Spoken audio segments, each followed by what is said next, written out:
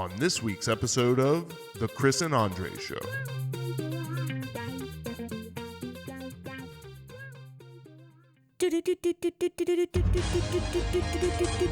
It's time for politics.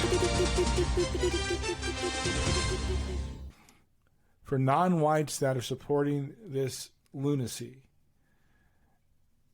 you need to really evaluate what you're saying and what you're doing, because I think you're kind of getting played. Like, I'll be honest. Like, I'll say for, like, I, as a former card-carrying Republican, I'll just say, like, flat out, I think you're getting played. And it's all good until, like, it's not all good anymore. So, I think the safer bet is to not, like, is to criticize. And I even give credit to Charlemagne the God, Like, I'm like, I don't agree with everything he says, but I kind of agree with this. Like, when Biden made the stupid comment about, if you're black, you don't vote for me, then you're not really black, or, paraphrasing. Yeah. I don't owe any party any allegiance, but I do want to make sure that what they're doing is equitable for the people of the country. And it's not about I'm not going to play the reverse racism card with everybody and say, like, oh, you got to do this for black people. No, you need to treat black people right.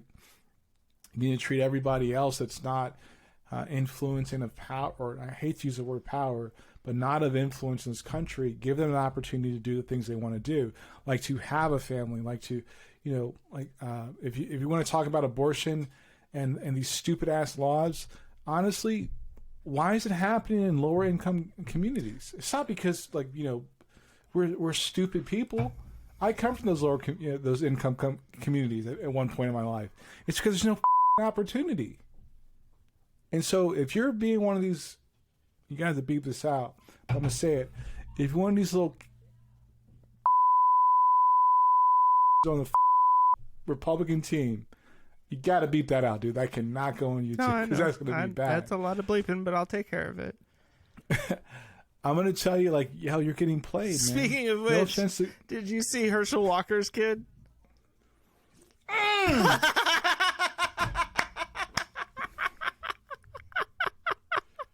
Yo, dude deleted his tweet, yo. He deleted his video of, like, yo, stop performing for these people, man. I don't get it. You're all right until you're not all right, man. I kid you not, man.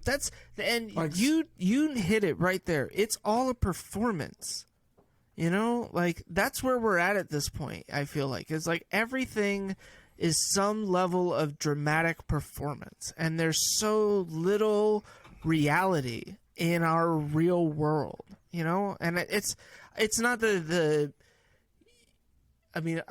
I know I did, like, the cliche is gun violence in movies and pop culture leading to gun violence in real life just a couple of weeks ago or last week, but I don't think that this is, like, the same thing. I don't even think that that's necessarily true. Like, I grew up watching plenty of gun violence, and I don't ever get the desire to go out and shoot up a movie theater or a school full of kids. Like, you know what I mean? Like, I don't. You know what, man? That's not. I think that. Like, I've seen people get, like, shot. I've seen people die. There's a lot of things, like, I'm like, yo, but the difference between what you do with what you experience and what you do in the future is having opportunities to do it, right? Yeah.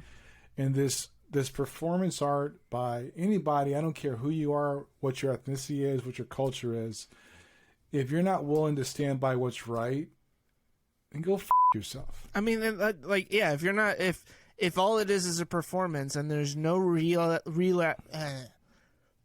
reality behind it, then yes, go yourself. And that's, if I'm being honest, like, I'm not going to be apologetic to anybody that, like, look, and I guess we're talking about politics. I don't give a shit about Democrats or Republicans. So in that aspect, it's like, look, you're right. If you earn my vote, if I believe what you're saying, it doesn't matter what party affiliation you have. I don't care. Right. Do I want to see people have an opportunity to do better? Yes. But do I want some equity to be between not just with people that have less barriers. Like, I want to see, like, yo, bring everybody up. Like, real talk, bring everybody up. Stop bullshitting me. And, like, when you're running for office and then trying to act like, oh, I didn't say that. Like, you did say it. So either commit to what you can commit to or don't commit to it at all. Yeah. And what pisses me off the most is that I think Americans in general are being gaslit. You know, people that think I don't think people believe in the former guy like they really do. I think he represents something that people didn't have. And that's in the GOP. Well, and you talked about like the reverse racism, which I think has fueled a huge part of that. Is there's this fear of being replaced, right? Of like losing the influence in this country of white people. And I like, on the one hand, I understand why that fear exists, but on the other hand, I look at it and I go, well, yeah, but the only reason that we had that to begin with is because of all the horrible things that we were doing to everybody else. Like, if that's what it takes for us to have complete control, then yeah, that's not worth it. Like, come on, guys, it's not that hard. So you're right. And I read something on JFK today, like, because I was curious, like this, not that this guy sent me in a panic, but I'm like, let me just check like my own belief systems, right? Like, cause if somebody tries to insult my intelligence, they can go themselves, because I don't say stuff just off the cuff of like, you know, I know this 100% and I'm like, oh, but I'm lying or I don't know. So even JFK wasn't altogether about signing the Civil Rights Bill, right? And like if you look, you know, research it, like legit research it. But JFK gets a lot of love in history, one, because he got assassinated, not because of anything he actually did, but because he got assassinated. And if you look at, gosh, now his name forgets. When the Civil Rights Bill got passed, Johnson? It wasn't Johnson, Lyndon B. Johnson. There wasn't a lot of fanfare behind it, but it was to avoid a problem that was quickly brewing in the country. So, would I say that the country really wanted to do it? I think it needed to. It just wasn't comfortable with doing it all the way. That's what you had to fight. You had to still go on and fight, you know, the Jim Crow South and blah, you know, you still had things to fight. You had to send the National Guard to schools. So neither party is like clean as if you look at the parties themselves, but if you look at the individuals and what they did after those facts, I mean, shit, we live in the state of Jesse Helms. Yeah. We live next to the state of Strom Thurmond. Yeah. Like so for anybody to come at me with some stupid ass shit of I don't know, my mom was like, for anybody listening, like, look, my mom was stationed in Goldsboro, North Carolina, in the United States Air Force, where she was called, and she was in charge of people, still called outside of her name as people complied to what they asked her to do. So you don't get to tell me what I believe and what I don't believe. And I'm glad my mother went through that and I didn't have to go through that. So, because I wouldn't be down with that. Secondly, my grandparents marched with Martin Luther King back in the days in New York. So you don't get to tell me what I believe and what I don't believe. So you take your bullshit somewhere else, and it's not about party loyalty. It's about what's right for everybody.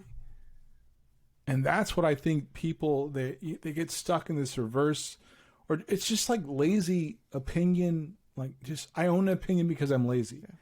I don't think Democrats are perfect. I don't think liberals are perfect. I don't think Republicans are perfect. I want to do what's like right for people in general.